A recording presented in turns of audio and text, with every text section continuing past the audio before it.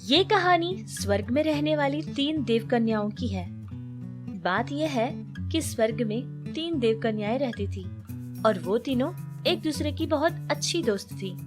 उन्होंने सोचा कि भूलोक पे जाकर भूलोक की सैर करेंगे और अच्छी अच्छी खूबसूरत जगहों को देखकर वो खुशी मनाएंगे। ये सोचकर वो तीनों देवकन्याएं भूलोक में आ जाती है। सारी दुनिया घूमकर देख रही होती है और देखते देखते एक जंगल में पहुंचती है। जंगल में वो लोग तीनों ही बहुत खुशी खुशी घूमने लगे और बहुत ज्यादा मजे करने लगे। उनके चीखने चिल्लाने की आवाजों से वहाँ के सारे पेड़ों पर जो परिंदे होते थे वो भी हैरान रह जाते थे। उसी जंगल में एक पेड़ के नीचे बैठकर एक स्वामी तपस्या कर रहे थे, लेकिन इन देवकन्याओं की आवाजों से उनकी तपस्या भंग हो जाती है, जिससे वो स्वामी को बहुत ज्यादा गुस्सा आ जाता है और वो अपनी आंखें खोलकर कहते हैं, रुक जाओ मूर्ख कन्याओं, कौन हो तुम लोग? तुम्हारे इस शोर की वजह से मेरी घोर तपस्या बर्बाद हो गई। तुम लोग यहाँ क्या कर रही हो? इस जंगल में भी हमें परेशान करने के लिए पहुँच गई। तुम्हारी इतनी हिम्मत! तुम एक साधारण से मानव हो, लेकिन हम देवकन्याओं से बात करने का तुम्हारे पास तरीका तक नहीं है। क्या समझ रहे हो कि हम तुम्हारे जैसे मामूली से इंसान हैं? तुम जो भी हो उससे मुझे कोई लेना देना नहीं। तुम लोगों ने मुझे बहुत क्रोध दिलवाया है। तुम्हें पता है मैं शिव भक्त हूँ और कई सालों से मैं शिव जी की तपस्या कर रहा हूँ और उन्होंने मुझे वरदान भी दिया था कि मैं जिसको जब चाहे तब श्राप दे सकता हूँ। इसीलिए तुम्हारी भलाई चाहता हूँ और कहता हूँ कि यहाँ से चले जाओ, वरना बाद में पछताओगी। देखो तपस्वी, तुम एक मामूली से साधारण से इंसान हो और तुम हमारे जैसे देवकन्याओं का कुछ नहीं बिगाड़ सकते। अगर कुछ कर सकते हो तो इस तरह डराना या धमकाना, इसके अलावा तुम हमारा कुछ नहीं बिगाड़ पाओगे। इस तरह की बातें करती हुई वो तीनों देवकन्याएं जोर जोर से हंसने लगी। उनकी ये हरकत देखकर स्वामी जी को बहुत ज्यादा गुस्सा आ जाता है और फिर वो उन लोगों को श्राप दे देते हैं। उनके हाथ में जो जादुई छड़ी होती थी उसको उनकी तरफ दिखाते हैं और कहते हैं कि तुम तीनों अभी के अभी छोटी छोटी परिंदों की तरह बन जाओ। जैसे ही उन्होंने ये बात कही थी, वो तीनों देवकन्याएं छोटी छोटी पंछियों की तरह बन जाती है। तब जाकर उन लोगों को अपनी गलती का एहसास होता है। फिर वो तीनों देवकन्याएं स्वामी जी से माफी मांगने लगती हैं, लेकिन फिर भी उनको माफी नहीं मिली थी, जिससे बहुत ही उदास होकर वो तीनों देवकन्याएं इस परेशानी का समाधान मांगते हैं और ये भी पूछते हैं कि उनके श्राप से छुटकारा उनको कैसे मिलेगा। स्वामी जी ये बात सुनकर उन परिंदों से कहने लगे, वैसे तुम लोगों के इस गुनाह की सजा बहुत बड़ी होनी चाहिए, लेकिन फिर भी अगर तुम लोग चाहते हो तो तुम लोगों को इस श्राप से विमुक्ति मिल सकती है, लेकिन उसके लिए तुम्हें बहुत कुछ सहना पड़ेगा। जब तुम्हें तुम्हारी गलती का एहसास हो जाएगा, तुमको पता चल जाएगा कि तुम्हें ये सब कुछ नहीं करना चाहिए था। जब तुम खुद में टूट जाओगी और तुमको अपने किए की शर्मिंदगी महसूस होगी, तब जाकर तुम्हें मेरे श्राप से विमुक्ति मिलेगी। लेकिन एक बात याद रखना, तुम लोग स्वर्ग से आई देवकन्या हो। ये बात जंगल में किसी और को पता नहीं चलनी चाहिए।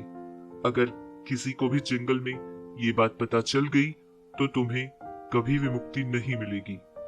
तब से लेकर वो तीनों देवकन्याएं पंछियों की तरह बनकर जंगल में अपना जीवन गुजारने लगी। बाकी की पंछियों से ये 3 पंछियां बहुत ज्यादा अलग लगने लगी। वो तीनों बहुत ज्यादा खूबसूरत लगती थी। इन पंछियों को देखकर जंगल के बाकी पंछियां इनसे जल जाते थे।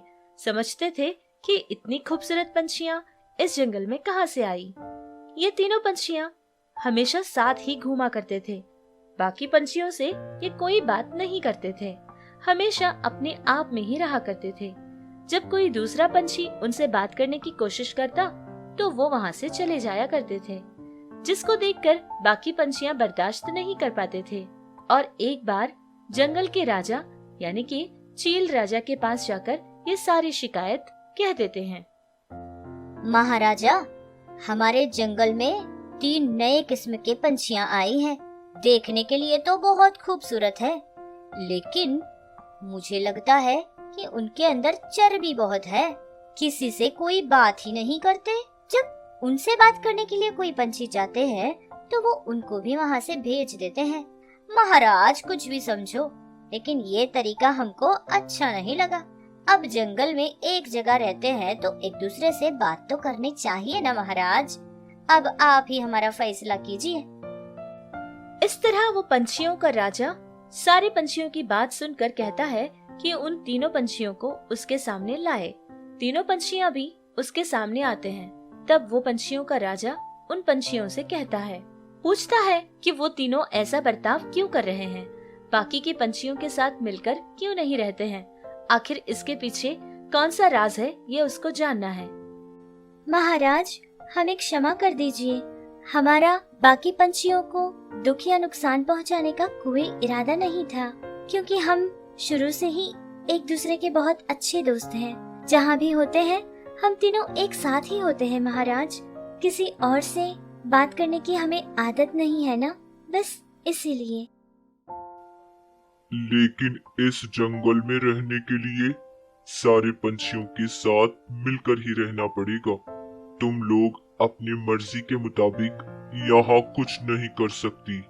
अगर तुम लोग सारे पंछियों के साथ मिलकर नहीं रहोगी तो मैं तुमको मार दूंगा और फिर मैं ही तुमको खा जाऊंगा। याद रखना, ये बात मैं तुमको बार बार नहीं बताऊंगा। पंछियों का राजा यानी कि चील राजा की ये बात सुनकर वो तीनों पंछियां वहाँ से चली जाती हैं। लेकिन वो लोग इस बात को भूल चुकी थी कि वो राजा ने क्या कहा था। राजा को यह बात पता चली कि उन लोगों पर इस बात का कोई असर नहीं हुआ है। वो लोग अभी भी वैसे ही हैं जैसे पहले थे। राजा को यह बात पता चलने के बाद उसका गुस्सा और बढ़ गया था। दोबारा से उन तीनों पंछियों को वहाँ बुलवाता है और वो तीनों पंछियां भी वहाँ आ जाती है।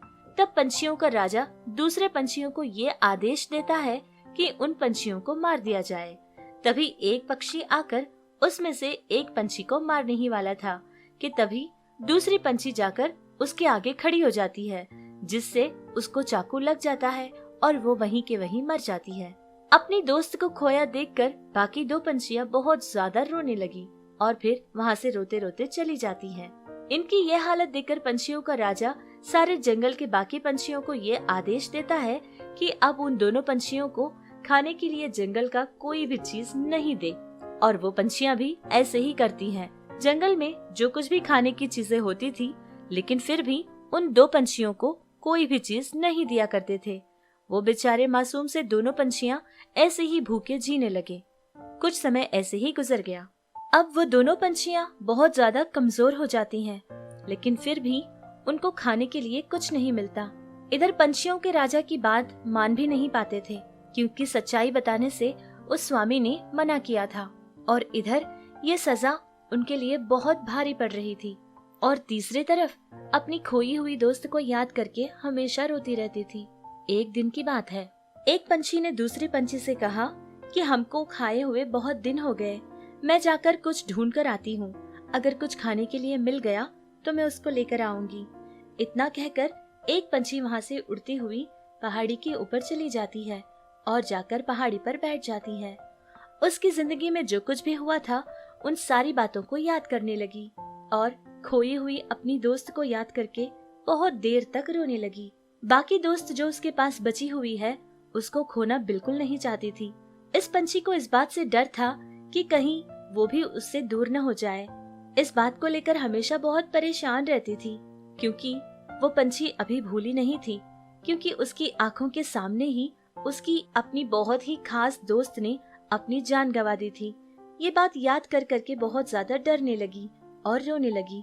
उसने सोच लिया कि इस दोस्त को भी उसकी आंखों के सामने कुछ हो जाए और वो सब इसको देखना पड़े, इससे पहले वो खुद ही उसके दोस्त से दूर हो जाएगी। बहुत कमजोर हुई ये पंछी निराश हो जाती है।